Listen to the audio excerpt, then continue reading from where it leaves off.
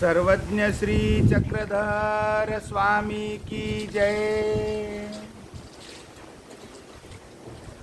श्रद्धा व संशय या दोन वृत्तीबद्दल भगवान श्री कृष्ण गीतेमध्ये म्हणतात, श्रद्धावान लभते ज्ञानम तत्पर संयतेंद्रिय, ज्ञानम लब्धवा पराम शांतिम अचिरेनाधिगच्छति, अज्ञश्च श्रद्धानश्च संशयात्मा विनश्यति, नायम लोकोस्ति न परो न सुखम न संशयात्मनः। भगवान श्रीकृष्ण गीतेमध्ये सांगतात की श्रद्धा, मनुष्याने श्रद्धावंत असलं पाहिजे, श्रद्धाळू असलं पाहिजे। कुठलीही श्रद्धा सुरुवातीला अंधश्रद्धा असते, अंधश्रद्धा असते आणि ही अंधश्रद्धा ही श्रद्धेची पहिली पायरी असते। कारण श्रद्धा ठेवायची तर श्रद्धा म्हणजे एक प्रकारचं समर्पण असतं। या जगामध्ये श्रद्धेशिवाय काहीही प्राप्त होत नाही। श्रद्धा नसेल तर मनुष्याचं एक पाऊल सुद्धा पुढे पडणार नाही। मनुष्य रात्री झोपतो, सकाळी उठण्यासाठी व दुसऱ्या दिवसाचे काम करण्यासाठी उठतो। त्याला त्याची अशी भावना असते, श्रद्धा असते की आपण आता उद्यापर्यंत जिवंत राहणारच आहोत आणि उद्या आपल्याला हे कार्य पूर्ण करावयाचे आहे।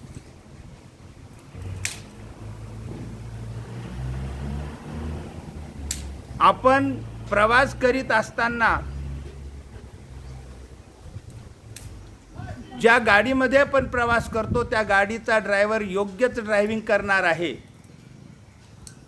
व्यवस्थितच आपल्याला तो आपल्या इच्छित स्थळी पोहोचविणार आहे, ही श्रद्धा असते। म्हणूनच प्रवास व्यवस्थित होत असतो। खरे पाहता ही श्रद्धा आंधळी असते। उद्या काय घडणार आहे, पुढच्या क्षणी काय घडणार आहे याची खात्री नाही, परंतु आपण श्रद्धा ठेवून आपलं कार्य करत असतो। अध्यात्मामध्ये सुद्धा श्रद्धेला फार मोठं महत्त्व आहे। श्रद्धेशिवाय ज्ञान प्राप्त होत नाही आणि ज्ञान प्राप्त झाल्यानंतर तीच श्रद्धा डोळस श्रद्धेमध्ये रूपांतरित होते। श्रद्धावान लभते ज्ञानम तत्पर संयतेंद्रिय, ज्ञानम लब्धवा पराम शांतिम अचिरेनाधिगच्छति। भगवान श्री कृष्ण म्हणतात की प्रथम श्रद्धा ठेवा आणि श्रद्धेनं मग ज्ञान प्राप्त होतं आणि ज्ञान प्राप्त झाल्यानंतर तीच श्रद्धा डोळस श्रद्धेमध्ये परावर्तित होते, डोळस श्रद्धेमध्ये रूपांतरित होते।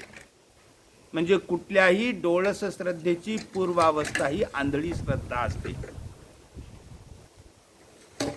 कारण आंधळी श्रद्धा ठेवल्याशिवाय डोळस श्रद्धा त्याच्यामधून निर्माण होऊ शकणार नाही। कारण श्रद्धा ठेवत असताना माहिती नाही पुढे काय होणार आहे, पण श्रद्धा ठेवल्यानंतर मग त्याला ज्ञान प्राप्त होतं आणि ज्ञान प्राप्त झाल्यानंतर भगवान श्रीकृष्ण सांगतात की श्रद्धावान लभते ज्ञानम तत्पर संयतेंद्रिय, ज्ञानम लब्धवा पराम शांतिम अचिरेनाधिगच्छति। आणि श्रद्धा ठेवून आपण वाटचाल केली तर त्या श्रद्धेमधून आपल्याला ज्ञान प्राप्त होतं आणि त्या ज्ञानामधून आपल्याला परम शांती अशी प्राप्त होते। म्हणजे शांती ही श्रद्धेमधूनच निर्माण होते। म्हणून श्रद्धा ही सुरुवातीला अंधश्रद्धाच असते, जगामधले सगळ्या श्रद्धा ह्या सुरुवातीला अंधश्रद्धाच असतात आणि त्या अंधश्रद्धा पुढे डोळस श्रद्धेमध्ये रूपांतरित होतात. आपण जे म्हणतो अंधश्रद्धा अंधश्रद्धा, या अंधश्रद्धा जे कोणी अंधश्रद्धा प्रसारित करतात त्याच्यामध्ये त्यांचा स्वार्थ असतो. स्वार्थाने एखादी श्रद्धा सांगितली जाते त्यावेळेस तिथे नुकसान होतं. परंतु परोपकाराच्या दृष्टीनं, आत्महिताच्या दृष्टीनं, ईश्वर प्राप्तीच्या अपेक्षेनं, ज्ञानप्राप्तीच्या अपेक्षेनं ठेवलेली ही श्रद्धा आंधळी जरी असली तरी त्या श्रद्धेतून ज्ञान प्राप्त होतं आणि त्या ज्ञानामधून मनावर विजय प्राप्त करता येतो आणि परम शांती लाभते. श्रद्धावान लभते ज्ञानम तत्पर संयतेंद्रिय, ज्ञानम लब्ध्वा परम शांतीम अचिरेनादि गच्छति, असं भगवान श्रीकृष्ण सांगतात. या बाबतीत एक दृष्टांत सांगतो. एक गाव होतं आणि त्या गावाच्या बाजूला एक टेकडी होती. त्या टेकडीवरती एका मंदिरामध्ये एक साधू बाबा राहत. धार्मिक, नित्य स्मरण करणारे, परमेश्वराचं चिंतन मनन निधिध्यासन करणारे, स्वाध्यायाचं आचरण करणारे, असे ते कृतिशील आचरणवंत साधू त्या टेकडीवरती त्या मंदिरामध्ये राहत होते. एके दिवशी त्यांना असं इच्छा झाली की आपण या ठिकाणी काहीतरी एखादं धर्मसोहळा करावा. महापर्वाचा दिवस आहे उद्याचा आणि या महापर्व प्रसंगी आपण काहीतरी धर्मसोहळा करावा आणि गावामध्ये जे काही ब्राह्मण मंडळी आहे, जे पुरोहित धर्मगुरू आहेत, ब्राह्मण आहेत, त्यांना मंदिरावरती बोलवून घ्यावं, त्यांच्या हातून गीतापाठ वगैरे करून घ्यावा आणि त्यांना अन्नदान दक्षिणादान वगैरे द्यावी, अशी मनामध्ये इच्छा धरून त्यांनी संध्याकाळी ते टेकडीवरून खाली उतरले. संध्याकाळी त्या गावात आले आणि गावातील जे काही 15-20 घरं होते ब्रह्मवृंदांची, आणि त्यांच्याकडे जाऊन त्यांनी त्या सर्वांना निमंत्रित केलं आणि बाकीच्या गाववाल्यांना सुद्धा भोजन महाप्रसादासाठी निमंत्रित केलं. त्या 15-20 घरामधील ब्रह्मवृंदांना त्यांनी निमंत्रण दिलं. म्हणाले, उद्या आमच्या मंदिरावरती एक धर्मसोहळा मी आयोजित केलेला आहे आणि तिथे परमेश्वराचं पूजन भजन स्मरण आणि श्रीमद भगवद्गीतेचं पठण इत्यादी विधी करण्याचा माझा मानस आहे. तर आपण सर्वजण आपण या कार्यास यावे, आमचं हे निमंत्रण स्वीकारावे, असं म्हणून त्या साधू बाबांनी त्या गावातील त्या ब्रह्मवृंदांना निमंत्रण दिलं. गावातील ग्रामस्थांना भोजनाचं निमंत्रण दिलं आणि आपल्या टेकडीवरती आपल्या मंदिरामध्ये निघून आले. दुसऱ्या दिवशी ठरल्याप्रमाणे त्या गावातील ते ब्रह्मवृंद आणि मंदिरावरती आले. त्या ठिकाणी त्या देवाचं पूजन वगैरे झालं. त्या ठिकाणी श्रीमद भगवद्गीतेचं पारायण वगैरे झालं. यथास्थित सर्व पूजन विधी आटोपल्यानंतर आणि भोजन प्रसाद झालं. भोजनं केली सर्वांनी आणि भोजनं केल्यानंतर ते ब्राह्मण वृंद झाडाखाली बसलेले आहेत आणि बसल्यानंतर त्यांना असं वाटलं आता की साधू बाबा आता भोजन वगैरे झालं, सर्व कार्यविधी आटोपलेला आहे, आता आपण इतक्या लांबून आलो, भगवद्गीतेचं पठण केलेलं आहे, आपल्याला साधू बाबा काही दक्षिणा देतील, अशा अपेक्षेने ते साधू बाबांकडे पाहू लागले. चुळबुळ करू लागले की आता साधू बाबा उठतील, आपल्या झोपडीमध्ये जातील, पेटी उघडतील आणि काही आपल्याला दक्षिणा आणून देतील, अशा भावनेनं ते त्यांच्याकडे पाहू लागले. परंतु साधू बाबा त्यांच्याशी बोलत होते. इकडचं तिकडचं बोलणं चाललेलं होतं. ते म्हणाले, ब्रह्मवृंद मंडळी म्हणाली की बाबा आता कार्य आटोपलेलं, आम्ही चलतो आता चलतो म्हणल्यावर तरी ते उठून जातील, दक्षिणा देतील असं त्यांना वाटलं. परंतु ते साधू बाबा म्हणले, ठीक आहे, आपण आलात, फार मोठी चांगली गोष्ट झाली आहे आणि आम्ही आभारी आहोत. खूपच आमच्यासाठी कष्ट घेतले तुम्ही, आम्हाला खूप खूप आभारी आहोत आम्ही तुमचे, असं ते साधू बाबा बोलले. ते ब्राह्मण वृंद मंडळी उठली. आता त्यांना वाटलं आता तरी देतील दक्षिणा. परंतु साधू बाबा काही झोपडीत गेले नाहीत, त्यांनी काही पेटी उघडली नाही आणि पेटीमधली काही दक्षिणा यांना आणून दिली नाही. ते निघाले. साधू बाबाही त्यांना पोहोचवण्यासाठी त्यांच्यासोबत चालू लागले आणि मग ते हळूहळू इकडचे तिकडचं बोलत चालत ते डोंगर उतरू लागले. आणि खाली डोंगराच्या पायथ्यावर आल्यानंतर त्या ब्राह्मण मंडळीमध्ये एक धीट असा मनुष्य होता आणि तो म्हणाला, साधू बाबा, आपण काल निमंत्रण दिलं, आम्ही आलो, पारायण केलं भगवद्गीतेचं, भोजनं झाले, पण आपण आम्हाला काही दक्षिणा दिलीच नाही. आम्हाला दक्षिणा दिलीच नाही आपण, कारण आमचं सगळी गुजरात दक्षिणेवरती चालते, आपण दक्षिणा दिलीच नाही. ते साधू बाबा म्हणाले, दक्षिणा का? हो देतो, चला. आणखीन थोडासा डोंगर उतरून खाली आले आणि खाली आल्यानंतर पुन्हा तो धीट मनुष्य म्हणाला निर्भीडपणे, बाबा आम्हाला दक्षिणा. त्यावेळेस ते साधू म्हणाले, ठीक आहे, तुम्हाला दक्षिणा पाहिजे, ठीक आहे, ही घ्या दक्षिणा.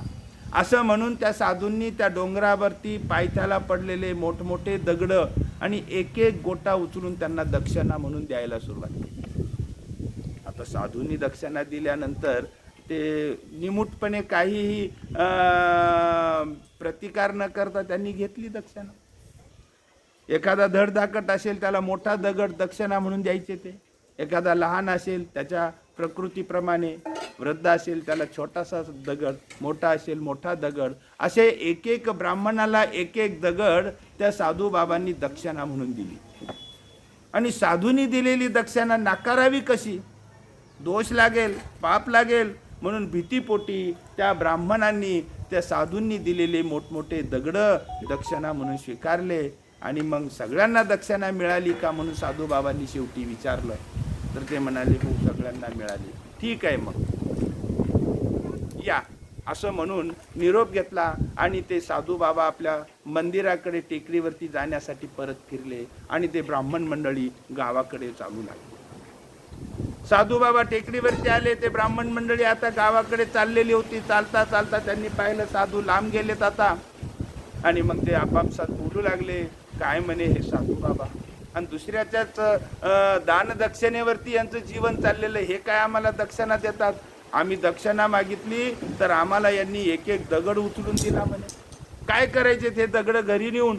आम्हाला वाटलं काही द्रव्य देतील, काही सुवर्ण मुद्रा देतील, काही पैसा अडका देतील, अशी आमची अपेक्षा होती.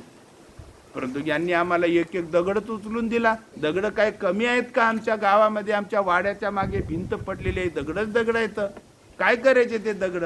असं म्हणून त्या ब्राह्मणाने ते दगड टाकून द्यायला सुरुवात केली. टाकून द्या म्हणे, इथं काय घेऊन जायचं ओझं हे? सगळ्यांनी दगड टाकले. परंतु त्याच्यामध्ये त्या ब्राह्मणामध्ये एक धड धाकट आणि साधा भोळा वाटणारा एक ब्राह्मण होता. तो काही दगड, त्यांनी काही दगड टाकला नाही, तो दगड आपलं डोक्यावर घेऊन गावाकडे चालत होता. ते सगळे ब्राह्मण लोक म्हणाले त्याला, अरे अरे बाबा, आम्ही सगळ्यांनी दगड टाकले आणि तू डोक्यावरती दगड घेऊन चाललेला आहेस. अरे हा दगड घेऊन चाललेला आहेस, विनाकारण कष्ट घेतोस, टाकून देतो दगड. तुझ्या पूर्वजांनी वाडा बांधलाय, वाड्याची पाठीमागची भिंत पडलेली आहे, तिथं कितीतरी दगड पडलेले आहेत रस्त्यावरती. हा, ते दगड तिथं पडलेले आहेत, आणि हा दगड घेऊन जाऊन घरी तू नेऊन काय करणार आहेस? टाकून देतो दगड. तर तो ब्राह्मण म्हणाला, नाही. तो म्हणाला की मी हा दगड टाकणार नाही. तुम्ही भले सगळ्यांनी टाकून दिले असतील दगड, तरी मी टाकणार नाही. त्या साधू बाबांनी दिलेला आहे, त्यांच्या हाताने दिलेला आहे हा दगड, मी कशाला टाकू? नाही नाही, मी टाकणार नाही. माझ्या पूर्वजांनी माझ्या देवारावरती अनेक दगड ठेवलेले आहेत गोळा करून, त्याच्यामध्ये हा सुद्धा दगड मी नेऊन ठेवेन, परंतु त्या साधू बाबांनी दिलेला दगड मी टाकणार नाही. असं म्हणून तो डोक्यावर ठेवून तसाच चालत होता. बाकीचे सगळे ब्राह्मण त्याला म्हणाले, अरे येडा रे येडा, तुला काही अक्कल नाही, आणि दगड दिला त्या साधू बाबांनी, तू घेऊन चालला. तो म्हणे, तुम्ही मला कितीही नावं ठेवा, कितीही मला शिवा द्या, अज्ञानी म्हणा, महामूर्ख म्हणा, तुम्ही काहीही म्हणले तरी त्या साधू बाबांनी दिलेला हा दगड मी टाकणार नाही. किती केलं तर ते साधू बाबा आहेत, तपश्चर्या करणारे आहेत, डोंगरावरती राहतात, मंदिरामध्ये राहतात, देवाचं पूजन करण्यात त्यांचं जीवन व्यतीत होत आहे. त्या साधू बाबांनी दिलेला हा दगड मी टाकणार नाही असा ठाम तो बोलला आणि तो रस्त्याने चालू लागला. सगळे ब्राह्मण म्हणाले याला सांगणं व्यर्थ आहे, जाऊ द्या. असं म्हणून चालत चालत ते गावात येऊन पोहोचले. संध्याकाळ झालेली होती आणि ते सगळे ब्राह्मण आपापल्या घरी निघून गेले आणि हा ब्राह्मण सुद्धा आपल्या घरी आला. गरिबीचं घर होतं, बायको दारातच बसलेली होती. आता नवरा येईल, आपल्याला काहीतरी दान दक्षिणा घेऊन येईल, आपल्याला काहीतरी चूल पेटली नाही, सकाळपासून घरी काही धान्य धुन्य नाही, ती दक्षिणा आणल्यानंतर काहीतरी आणू आणि स्वयंपाक करू, अशा विचारामध्ये ती दारातच बसलेली होती. आणि हा ब्राह्मण डोक्यावरती दगड घेऊन तिथं दारामध्ये पोहोचला. त्याच्या पत्नीनं पाहिलं की आपला नवरा मोठा दगड डोक्यावर घेऊन आलेला आहे. तर ती त्यांना म्हणाली, अहो काय आहे हा दगड कशासाठी आणला तुम्ही? तुम्ही गेले कशासाठी आणि आणले काय? मला वाटलं तुम्ही दान दक्षिणा घेऊन येसाल, काही प्रसाद घेऊन येसाल, आणि तुम्ही हा दगड आणला. त्या ब्राह्मणाला वाटलं गावातल्या सगळ्या ब्राह्मणांनी आपल्याला फजित केलं, आता ही पण काहीतरी आपल्याला बोलते, म्हणून तो तिला काही न बोलता तसाच आतमध्ये गेला घरामध्ये आणि जाऊन आणि त्या देव्हाऱ्यावरती तो दगड ठेवला. ती पाठीमागून धावतच आली, अहो काय करता, हा देव्हारा कितीतरी पिढ्यांचा जुना देव्हारा आहे आणि हा दगड ठेवल्यावर मोडेल ना तो. त्यांनी काही एक उत्तर दिलं नाही. तो दगड ठेवला आणि खाली बसला, कपाळावरचा घाम पुसला आणि मग ती म्हणली, काही आणलं का तुम्ही? काही प्रसाद भिक्षा दान काही आणलं का? तो म्हणला नाही. मग कशाला गेले होते? म्हणे बोलवलं होतं, गेलो होतो. आणि त्या साधू बाबांनी काही दिलं का? नाही. म्हणे हा दगड दिलाय आणि हा दगड आणला. तिनं कपाळाला हात मारला आणि खाली बसली. मग थोड्या वेळानंतर मग तिनं स्वयंपाकघरामधून काही जेवायला वगैरे आणलं. त्यांनी जेवण केलं आणि ते झोपले. पहाटेला उठून देवपूजा करण्याची त्याला सवय होती, त्याचा नित्यविधी होता. आणि दररोजच्या प्रमाणे तो पहाटेला उठला, हात वगैरे धुतले, सगळं शुचिरभूत झाला आणि त्या घरामध्ये त्या देव्हाऱ्याजवळ गेला आणि समई पेटवली आणि समईचा प्रकाश त्या देवघरामध्ये पडला आणि तो प्रकाश त्या दगडावरती पडला. आणि त्यांनी पाहिलं तर तो दगड सोन्याचा झालेला होता, पिवळा धमक. आणि तो दगड पाहिल्याबरोबर त्याला मोठं आश्चर्य वाटलं की आपण काल त्या साधूंनी दिलेला हा दगड आणला, हा सोन्याचा झालेला आहे. आणि आता काय करावं? तो तिथंच बसला, विचार करू लागला. एवढा मोठा दगड, एवढं मोठं सोनं आपल्याला लाभलेलं आहे आणि आता हे जग म्हणजे कसं आहे, स्वार्थी आहे. आपल्याकडं सोनं आहे असं त्याला जर कळालं तर ते आपल्याला लुटून नेतील. दिवसा ढवळ्या आपल्या घरावर दरोडा टाकतील आणि आपापसात वाटून घेतील. आपल्याला गरीबाला हे सोनं पचू देणार नाहीत, असा विचार करत तो बसला. इकडं बायकोला जाग आली, नवरा कुठे गेलेला आहे. रोज तो उठून ते देव्हाऱ्यावरचे दगड परातीमध्ये घेऊन खडबड खडबड धुवून आणि तो ठेवत असे. त्याचा आवाज रोज ऐकण्याची तिला सवय होती. परंतु आज शांत शांत दिसल्यामुळे ती उठली. अहो कुठे गेले? घरामध्ये आहेत का नाही तुम्ही? एखादं कुत्रं बित्र जाईल म्हणून ती उठली आणि देवघरामध्ये यायला लागली. त्यावेळेस झटकनी तो नवरा उठला आणि आडवं झाला तिला. अगं थांब थांब थांब, तिथं आतमध्ये येऊ नको. ती म्हणाली, काय झालं? अगं थांब, तुला सांगतो, थांब, येऊ नको तू आतमध्ये. आणि मग ती म्हणे, मला सांगा तर सही. ते म्हणे, हे पा सांगतो, पण बायांच्या पोटामध्ये गुप्त गोष्टी राहत नाहीत.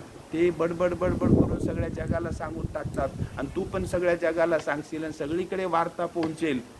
पण झालं काय ते तरी सांगा ना. अगं म्हणे, थांब, शांत बस बस, तू कुणाला सांगणार नाही ना? म्हणे, अहो मी कुणाला सांगणार नाही. काय घडलंय ते सांगा. खरंच सांगणार नाही ना तू? म्हणे, नाही सांगणार. पहा बरं, शपथ घे. आणि मग ती बाई बड बड बड 10-12 जणांच्या शपथा घेतल्या. माझ्या भावाची शपथ, माझ्या आईची शपथ, माझ्या बापाची शपथ, मी कुणाला सांगणार नाही. सगळ्या गणगोताची शपथ घेतली तिनं. आता मी कुणाला सांगणार नाही. आता तर सांगा काय घडलंय. पहा बरं, सांगणार नाही ना? अहो सांगणार नाही, तुमची शपथ मी सांगणार नाही. मग त्याला हायसं वाटलं आणि तो म्हणाला, हे पहा, सांगू नको बरं का कुणाला. नाही सांगणार. हे पहा, मी काल गेलो होतो ना त्या टेकडीवर, त्या साधू बाबांनी जो दगड दिला होता ना, आणि तो दगड सांगणार नाही ना कोणाला, सांगू नको बरं का. ते म्हणे नाही सांगत, सांगा मला काय झालं ते. तो दगड सोन्याचा झालाय. काय सोन्याचा झालाय? अगं माय म्हणे, मी कितीतरी वर्षापासून तुम्हाला म्हणत होते कानातली बुगडी आणा, नाकातली नथ आणा, तुम्ही आणत नव्हते. आता एवढा मोठं सोनं आपल्याला, आता मला किती बरं वाटलं. आणि असं म्हणली ती, सांगू नको म्हणजे सांगत नाही. आणि आता थोडंसं झुंजूमुंजू झालं होतं, हातामध्ये तांब्या घेतला. पूर्वीच्या काळी बाया गावाच्या बाजूलाच परसाकडेला जायच्या आणि ती डब्बा घेतली आणि संडासला गेली. आणि तिथे गेल्यावर तिथं त्या गावातल्या अनेक बाया तिथं लाईनीनं बसल्या होत्या संडासला तिकडं. आणि तिथं बसली आणि बसल्या बसल्या हसायला लागली. आनंद झाला होता तिला. तो आनंद काही तिच्या अंतःकरणामध्ये मावत नव्हता आणि ती हसायला लागली. मग त्या गावातल्या काही चतुर बाया आणि तिच्या भोवती जमा झाल्या. अगं म्हणे, तू रोज तुझ्या घरचं संसाराचं रडगाणं सांगत होती आम्हाला. माझ्याकडे मीठ नाही, मिरची नाही, उपवास आहे, काही खरं नाही, माझं दुःखच दुःख सांगून रोज दुःखी आणि खिन्न राहायची. पण आज तर तू हसायला लागली म्हणे. काय झालं सांग ना म्हणे. नाही नाही म्हणे, बाई काही नाही झालं. अगं म्हणे, विनाकारण कोणी हसते का म्हणे. तुला आनंद झालेला आहे फार, काहीतरी नक्कीच घडलेलं आहे. काही चतुर बाया तिच्या मागच लागला. सांग म्हणे. म्हणे माझ्या नवऱ्याने म्हणलंय कुणाला सांगू नको. म्हणे सांगू नको म्हणले? अगं म्हणे, आम्ही तुझ्या जीवाभावाच्या मैत्रिणी, आम्हाला सांग ना म्हणे तू. नाही नाही, माझ्या नवऱ्याने म्हणले सांगू नको. मग त्या बाया चतुर म्हणे सांगत म्हणे आम्ही कुणाला सांगत नाही. मग ती म्हणे तुम्ही कुणाला सांगणार नाही? कुणाला सांगत नाही म्हणे. काल माझा नवरा आणि टेकडीवरती त्या साधू बाबांकडे गेला होता आणि त्या साधू बाबांनी त्याला दगड दिला होता दक्षिणा म्हणून. आणि तो दगड आहे का नाही, सांगू नका बरं का कुणाला. म्हणे कुणाला सांगत नाही. तो दगड सोन्याचा झालाय. सोन्याचा झाला ऐकल्या बरोबर त्या बाया म्हणल्या मग आमचे बी नवरे गेले होते तिथं. आणि त्या तिथं कुठं थांबल्या, त्या पळत सुटल्या घराकडे. आणि घरी ते नवरे झोपलेले होते, त्यांना उठवलं. अहो म्हणे, तुम्ही गेले होते टेकडीवरती आणि त्या साधू बाबांनी दिलेला दगड आमक्या आमक्याने घरी आणला तर तो सोन्याचा झाला. तुम्हाला बी दगड दिला होता ना, मग तो दगड कुठं आहे? ते नवरे उठले म्हणे मग आम्ही तिथं टाकून दिला डोंगराच्या पायथ्याला. जा म्हणे, पळा म्हणे, तो दगड सोन्याचा झाला असेल, घेऊन या. आणि हे नवरे आणि त्या डोंगराच्या दिशेनं पळत सुटले. आणि सैरान वैरा सोनं मिळवायचं म्हणल्यावर माणूस काय हळूहळू चालतो काय? काट्या बघणं नाही, दगड बघणं नाही, सगळे जे 10-12 काल ब्राह्मण आले होते ना मंदिरावरती गीतेचं पारायण करायला, ते सगळे आणि तिथं त्या डोंगराच्या पायथ्याला आले. दगड टाकले होते ना त्यांनी, तिथं बघायला लागले माझा दगड कुठं आहे, सोन्याचा झालाय का, माझा दगड कुठं आहे, माझा दगड कुठं आहे. पण ते दगड सोन्याचे नव्हते झाले, काही नाही, तिथं तसेच पडलेले. खिन्न झाले ते सगळे ब्राह्मण मंडळी आणि म्हणाली की आम्ही किती अभागी. त्या साधू बाबांनी आम्हाला दगड दिला होता सोन्याचा, म्हणजे दक्षिणा म्हणून, आणि तो येडा म्हणून आम्ही त्या ब्राह्मणाला म्हणत होतो. आणि तो ब्राह्मण श्रद्धेनं घरी घेऊन गेला आणि त्याचं सोनं झालं, त्याला सोन्याचा दगड झाला. आणि आम्ही येडे आणि तो दगड तिथंच टाकून दिला. आणि आता हे काही सोन्याचा नाही झाला, काही नाही. खिन्न झाले ते, दुःखी झाले. चुकलं म्हणे आपल्या हातून. काही जण म्हणे चला आपण त्या बाबाकडे जाऊ परत आणि परत सोन्या दगड मागू, तो दगड घरी नेऊ, मग तो सोन्याचा होईल. हो हो म्हणे, चला चला. आणि सगळे ब्राह्मण त्या मंदिरावरती हजर झाले. त्या साधू बाबाला मोठं आश्चर्य वाटलं. कधी बोलवलं तरी फार मोठ्या मुश्किलीनं येणारी ही मंडळी, आणि आज न बोलवताना उघडेन बोडके आणि आलेले तिथं, कपडे सुद्धा त्यांचे व्यवस्थित नाहीत. आणि ते म्हणाले कसं काय याने केलं, या या. आणि ते सगळे ब्राह्मण म्हणाले बाबा आमच्याकडून फार चुकलं. तुम्ही काल दक्षिणा म्हणून आम्हाला जो दगड दिला होता ना, तो दगड आमची श्रद्धा बसली नाही आणि आम्ही तो दगड फेकून दिला. आणि तो आमच्यामधलं एक साधा भोळा असा आम्ही त्याला हिनवायचो नेहमी, तू येडा आहे, तुला काही कळत नाही. आणि त्यांनी श्रद्धेनं तो दगड घरी नेला आणि बाबा त्याचा दगड सोन्याचा झाला. मग म्हणे मग आता असं करा, आम्ही काल अधम, आम्ही चुकी केली, आम्हाला कळालं नाही, आम्ही दगड फेकून दिला. आता पुन्हा एक एक दगड आम्हाला तुमच्या हाताने उचलून द्या, आम्ही तो घरी नेऊन सोन्याचा होईल तो. साधू बाबा म्हणाले अरे बाबा, काल महापर्व काळाची वेळ होती, त्यावेळी मी ज्याला ज्याला दगड उचलून दिला त्याचं सोनं होणार होतं, म्हणून मी तुम्हाला बोलवून एक एक दगड दिला होता.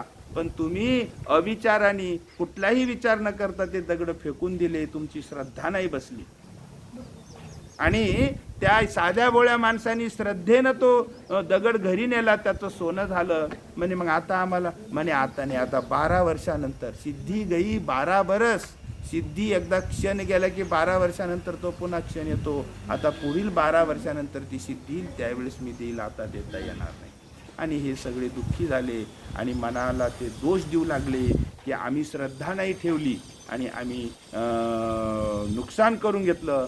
आणि सगळे त्या ब्राह्मणाचं कौतुक करू लागले. त्याला ज्ञान कमी होतं, साधा भोळा म्हणून होता, पण श्रद्धेनं दगड घरी नेला, देवाऱ्यावर ठेवला आणि त्याचं सोनं. श्रद्धा ही सुरुवातीला आंधळी असते, तिला सगळे बोचत असतात, टोचत असतात, अंधश्रद्धा अंधश्रद्धा म्हणून हिनवत असतात. परंतु ही श्रद्धा पुढे त्याचं सोनं होतं. आणि श्रद्धावान लभते ज्ञानम तत्पर संयतेंद्रिय ज्ञानम लब्धवा परम शांतीम अचिरे नाधिगच्छ. भगवान श्रीकृष्ण सांगतात की श्रद्धेनं ज्ञान प्राप्त होतं. म्हणून श्रद्धा महत्त्वाची आहे. ती श्रद्धा डोळस असेलच असं नाही. अंधश्रद्धा, प्रत्येक श्रद्धा ही सुरुवातीला आंधळीच असते, पण पुढे त्या श्रद्धेच्या ठामपणामुळे, निष्ठेमुळे ती श्रद्धा पुढे चालून सोन्यामध्ये रूपांतरित होते आणि ती ज्ञानामध्ये रूपांतरित होते. म्हणून ज्ञान होण्याच्या पूर्वीची श्रद्धा, श्रद्धा असेल तर ज्ञान होतं आणि ज्ञान झाल्यानंतर त्या श्रद्धेला डोळसपणा येतो.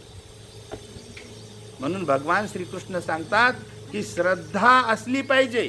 त्या ब्राह्मणाने त्या साधूबाबांनी दिलेला दगड घरी नेला, देवाऱ्यावर ठेवला, ही त्याची श्रद्धा. आणि जे स्वतःला मोठे ज्ञानी विद्वान म्हणत होते, त्यांनी दगड काय करायचे, त्या साधूबाबांनी दक्षिणा द्यायला पाहिजे होती, दगड कशाला दिले, म्हणून ते दगड फेकून दिले आणि घरी गेले. तर त्यांच्यावरती पश्चाताप करण्याची वेळ आहे.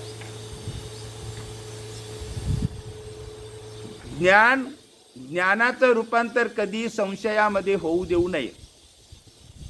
भगवान श्रीकृष्ण गीतेमध्येच सांगतात, पुढील श्लोकामध्ये भगवान श्रीकृष्ण म्हणतात की अज्ञश्च श्रद्धधानश्च संशयात्मा विनश्यति नायम लोकोस्ति न परो न सुखम संशयात्मनः. भगवत विषय न जाणणारा, त्याप्रमाणे श्रद्धा विरहित व संशयी पुरुष परमार्थापासून भ्रष्ट होतो. आणि त्यातही त्याची संशयी वृत्ती त्या पुरुषाला स्वस्थ बसू देत नाही, त्याला सुख होत नाही, तो इथेही सुखी नसतो आणि परलोकीही सुखी नसतो. संशयात्मा विनश्यति, संशय मनामध्ये ठेवू नये, श्रद्धेनं कार्य करा. पण ज्ञानीमान प्रत्येकाला स्वतः जास्त संशय करतो म्हणजे हा ज्ञानी आहे. काही जण तर स्वतःला म्हणतात की मी कुठली गोष्ट माझ्या मनाला पटल्याशिवाय मी ते स्वीकारत नाही. म्हणजे का पटत नाही तर संशय, हे खरंच कसं, हे खोटंच कसं, हा संशय, या संशयी वृत्तीमुळे माणसाचा नाश होतो. म्हणून भगवान श्रीकृष्ण सांगतात की माणसाने आंधळी असली तरी श्रद्धा ठेवावी, त्याच्यामुळे लाभच होतो. आणि थोडंफार ज्ञान झालेले लोक प्रत्येक ठिकाणी शंका काढत बसतात. असा संशयी मनुष्य आहे ना, त्याचा नाश होतो, त्याला इथेही सुख मिळत नाही, परलोकीही सुख मिळत नाही. एक ब्राह्मण होता आणि तो शेतामध्ये गेला असताना आणि त्याला मुंगसाचं एक पिल्लू सापडलं आणि ते मुंगसाचं पिल्लू आणून त्यांनी घरी त्याचं पालन पोषण केलं. आता ते मुंगूस मोठं झालं. त्या ब्राह्मणालाही फार वर्षानंतर एक लहान बाळ जन्माला आलेलं होतं. ते पाळण्यामध्ये त्या बाळाला ठेवायचं, ते मुंगूस इकडं तिकडं फिरायचं आणि त्या मुंगसाचं चांगलं त्या ठिकाणी त्या बाळाची मुंगसाची चांगली गट्टी जमली. ते बाळ त्या मुंगसाशी खेळायचं, ते मुंगूस त्या बाळासोबत खेळायचं. एके दिवशी तो ब्राह्मण शेजारच्या गावी गेला पूजापाठ करण्यासाठी. घरी ब्राह्मणी एकटीच होती आणि तिला पाणी आणायला जायचं होतं. तिनं ते बाळ त्या पाळण्यामध्ये ठेवलं आणि त्या मुंगसाला जवळच ठेवला. आता तिला वाटलं हे मुंगूस याचं रक्षण करेल आणि ती पाणी आणण्यासाठी गेली. इकडे काय झालं, एक मोठा भुजंग त्या ठिकाणी आला आणि तो त्या पाळण्यावरती चढू लागला. त्यावेळेस त्या मुंगसानी पाहिलं की आता भुजंग त्या बाळाला दंश करणार आणि मुंगूस हे मुंगसाचं पिल्लू त्या भुजंगावरती तुटून पडलं आणि त्याच्याशी लढू लागलं आणि काही वेळानंतर त्यांनी भुजंगाला मारून त्याचे तुकडे तुकडे केले आणि त्या बाळाचं रक्षण केलं. आणि भुजंगाला मारल्यामुळे त्या भुजंगाच्या रक्ताने त्या मुंगसाचं तोंड माखलेलं आणि अशा अवस्थेमध्ये ते मुंगूस येऊन दारामध्ये बसलं आणि त्या ब्राह्मणीची वाट बघू लागलं. थोड्या वेळाने ती ब्राह्मण डोक्यावर हंडा घेऊन आली आणि तिनं पाहिलं की ते दारात बसलेलं मुंगूस आणि त्याचं तोंड रक्ताने भरलेलं आहे. तिला संशय आला आणि तिला वाटलं की या मुंगसाने माझ्या बाळालाच मारलं की काय. तिच्या मनामध्ये संशय निर्माण झाला आणि संशयाच्या भरात तिनं तो हंडा माझ्या बाळाला तू मारलं म्हणून त्या मुंगसाच्या डोक्यावरती टाकला. ते मुंगूस त्याच्या खाली चिरडून मेलं आणि ती ब्राह्मणी धावतच आतमध्ये गेली आणि तिनं पाहिलं तर बाळ त्या पाळण्यामध्ये हसत होतं, खेळत होतं आणि बाजूला त्या भुजंगाचे सापाचे तुकडे तुकडे केलेले तिनं पाहिले. आणि तिच्या खरा प्रकार लक्षात आला की ह्या मुंगसानी माझ्या बाळाचं रक्षण केलं. ह्या मुंगसानी जर ह्या भुजंगाला मारलं नसतं तर भुजंगाने माझ्या बाळाला दंश केला असता आणि माझं बाळ मरून गेलं असतं. ह्या मुंगसानी माझं बाळ रक्षण केलं आणि मी किती किती दुष्ट, मी त्या मुंगसालाच मारलं. ज्या मुंगसानी माझ्या बाळाचं रक्षण केलं त्या मुंगसाला मारलं आणि किती मी संशयी आहे. आणि ती दुःख करू लागली. थोड्या वेळाने ब्राह्मण आला आणि ब्राह्मणाला तिनं सांगितलं, पाहाव माझ्या बाळाचं या मुंगसानी रक्षण केलं, मी त्याला मारलं, मी किती वाईट, माझ्या हातून किती मोठी चूक घडली. नंतर पश्चाताप करू लागली. तिच्या मनामध्ये संशय निर्माण झाला आणि भगवान श्रीकृष्ण गीतेमध्ये सांगतात की अज्ञश्च श्रद्धधानश्च संशयात्मा विनश्यती नायम लोकोस्ति न परो न सुखम न संशयात्मन.